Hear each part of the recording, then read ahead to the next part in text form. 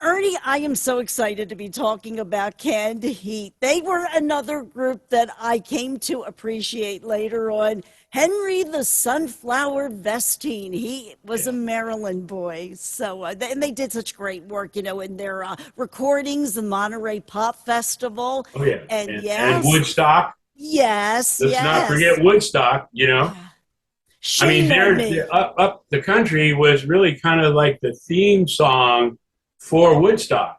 I mean, it's the one that every time I hear it, I think of Woodstock. I mean, there's other people like Janis Joplin and the Jefferson Airplane that, you'll hear a song that they did like White Rabbit. You don't automatically think of Woodstock. Canned Heat became synonymous with Woodstock, in my opinion. And like I had said to you, we had talked before, they always reminded me of the Grateful Dead. They had that same kind of boogie, kickback, and Bob Hoyt was just like that. His brother was like that.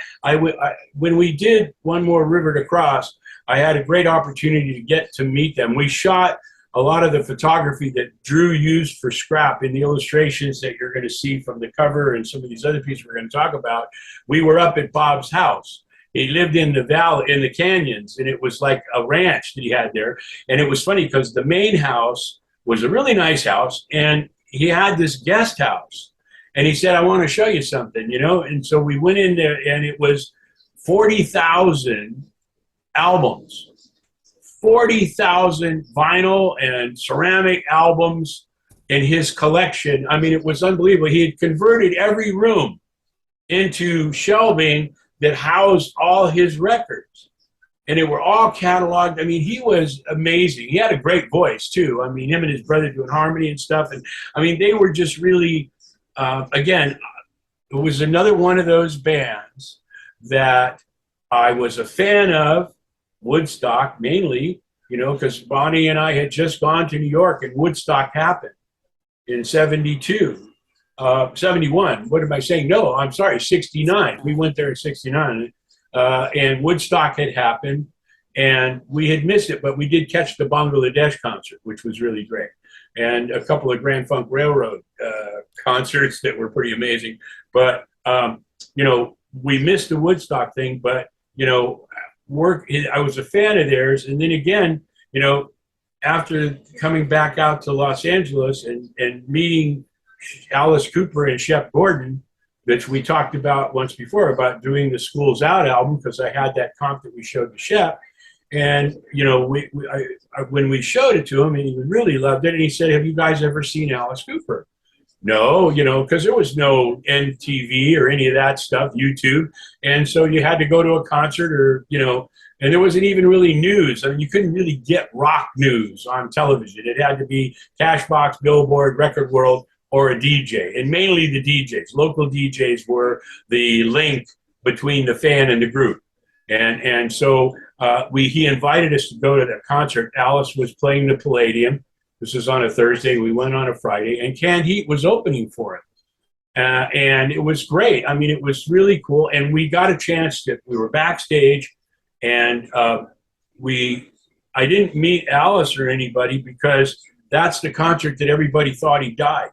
I think I told you about when we talked about, well, what happened was, he stabs the guy on stage, they sentence him to death, they walk him up to the gallows, they put the noose around his neck, he drops, lights go out, people are freaking out.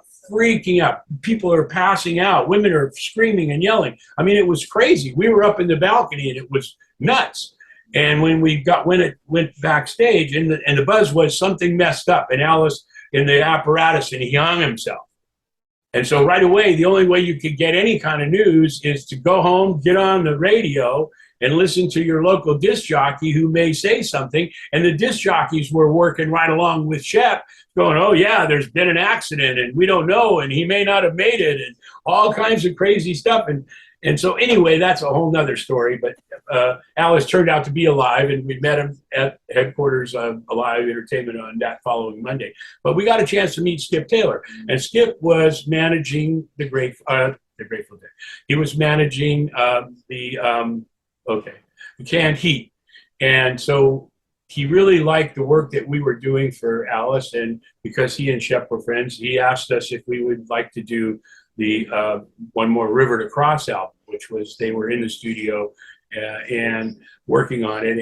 And when we went up to Bear's house to shoot everybody for this album cover concept, uh, Bob had a little recording studio in his house, and they were working on some tracks that they would then go to like Sunset Sound or wherever, I think Wally Heider, and lay them down. But they were like rehearsing in Bear's place, and like I said, he was a true hippie from the 60s. They all were, but he was more than any of them. And so what you see back here, they named the name of the album was One More River to Cross, and they had a title song for that, but which was a cover. And so getting to know them, getting to know them a little bit, and hearing some of the stuff that they were doing, I had come up with this idea of Drew had given me that painting that you see over here.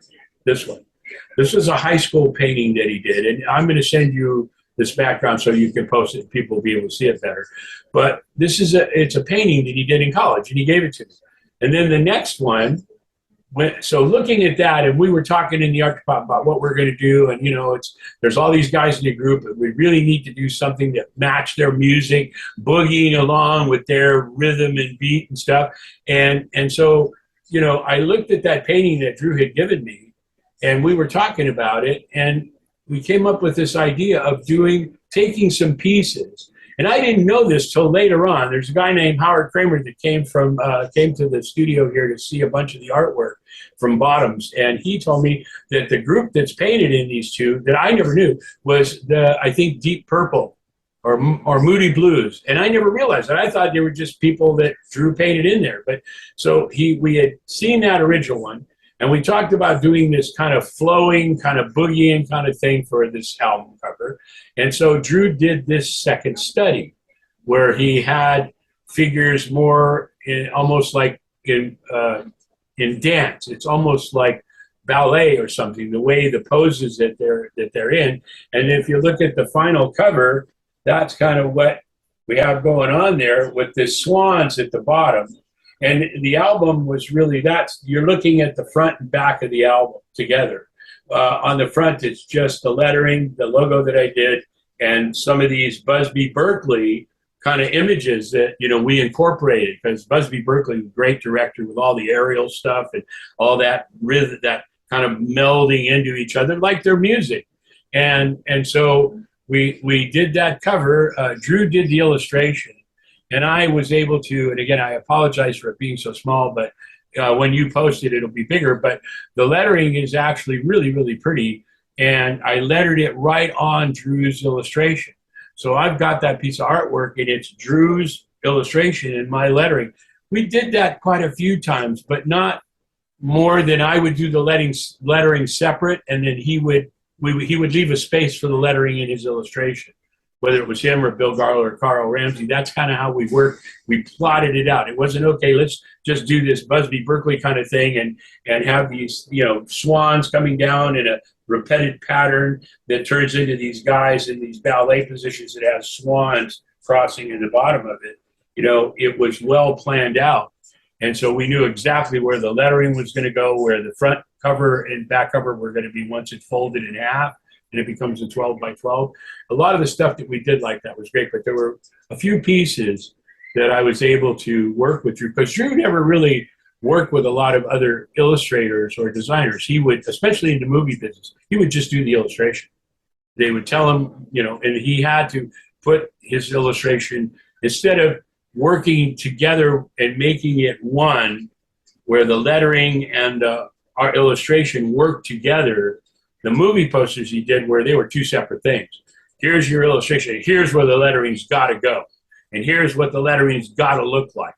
And so it was really sort of dictated. He and I had this conversation a few years back about that, about how he always enjoyed the ability to work together with myself and Bill Garlow, whoever else we were working with, to plan it all out.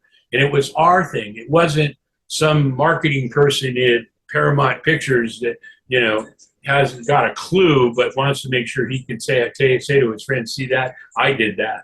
Corporate America is very much like that. Working for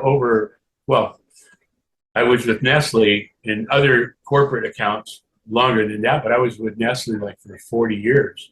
And that's just how all those big corporations are. It's like throwing a bucket of water into the ocean, and maybe you'll recognize a drop or two somewhere down the line. But unlike the record business, where we just got complete freedom, it was a very weird thing. And Drew definitely, felt it, because the bigger the money, the more dictated they get, because you have these committees, and the way they would do movie posters is they'd hire a couple of firms and they'd take the best from there and go out and hire 2 more firms or 3 more firms. And that's how they would narrow it down. And so Drew really kind of missed that part of it. And that's another story, because at some point we're going to talk about, that.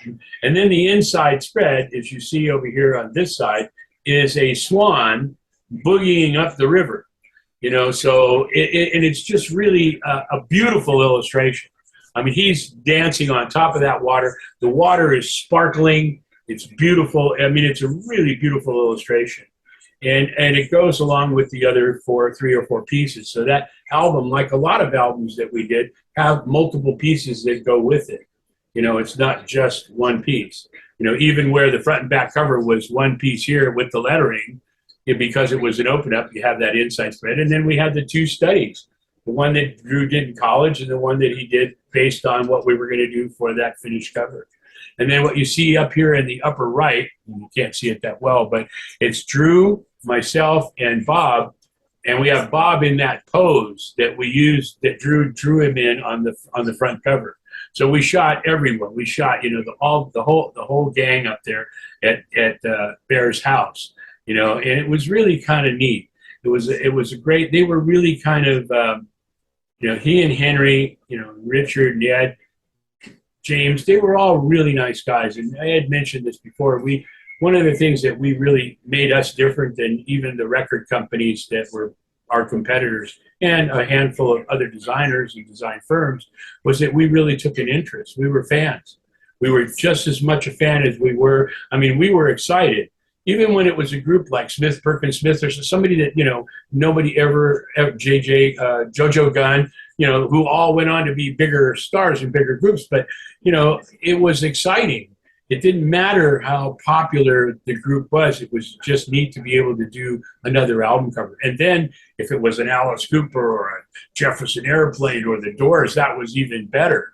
That was even more incredible. So, doing all this stuff it's really been a complete experience for me. And like I said, we keep on going.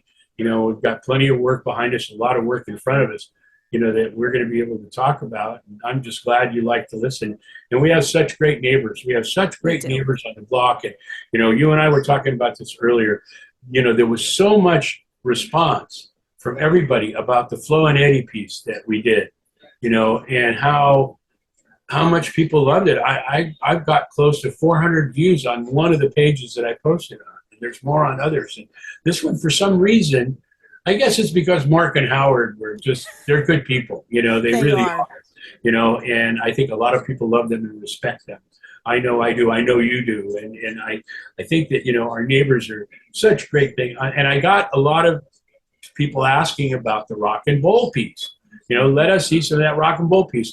So I've committed to you, and I hope it's okay with you, that next week we'll be talking about the rock and bowl phenomenon. That was something, Pacific Pioneer was really, as I look back at these things, we did stuff that nobody else is doing. We took the back cover of Billboard magazine and we did what looked like the front cover with all stories about Pacific Pioneer. And they had to let us do it because it was a full-page, full-color ad, but they made it turn upside down and write it's an ad and stuff like that, but it looked just like their front cover. But they were afraid, because we had originally done it the right way, and they were afraid that the people that would stack the Rex would put the R cover first instead of doing it the right way, because they looked exactly the same. So ours was upside down and said advertisement, but it looked just like a Billboard cover. We were doing stuff. I was looking at that. We were doing stuff like that. We created a 6-foot lobster costume that with Shipwreck Delis, which was a bunch of restaurants, seafood restaurants at airports, and we tied into them And we had this big lobster on the at the airport and on the airplane, giving out coupons and stuff for their restaurants. We did a lot of crazy stuff. Those buses we did for RTD that looked like submarines. Pacific Pioneer was a company that really, it goes much bigger than album covers. Album covers were definitely the part of it that was the most recognized. But a lot of the craziness we carried over into corporate America, and I think we really made a mark there like we did in record business. Yeah, Pacific Pioneer really, you could tell by the designs and by the ideas, thinking out of the box. And I see that with this Canned Heat cover because, one more river to cross. And I'm really looking at the Swan flowing, freedom, and Canned Heat. They were, as you mentioned, their music mix. They were true to the blues as well, too. They exposed and then Jimmy Cliff did a version of that, One More River to Cross, on the, what was that movie that Jimmy Cliff was in with all the reggae guys? The Harder They Come. Jimmy Cliff did a version of One More River to Cross that is amazing, amazing. So what we might want to do for songs would be to play One More River to Cross by Canned Heat, and back that up with, with Jimmy Cliff's version of One More River to Cross from, what was the movie I just said? I always have trouble remembering it. The Harder They Come. The Harder They Come, which is a great movie. The soundtrack, Toots and the Maytags, all these great reggae bands. When we talked about Flo and Eddie, I mean, they were influenced by that movie as well. That was another thing we didn't talk about, but we used to talk about that movie a lot because it was a great movie. And so you might want to do that. And then the only other song, Up to the Country, that's really sort of, Burton would always get mad at me for picking low-hanging fruit. Be experimental. Try stuff that nobody knows. So, Rolling and Tumbling. Oh, I love that. Now you're talking. Now you're talking. Yes, I knew you would love that. I knew you would love it.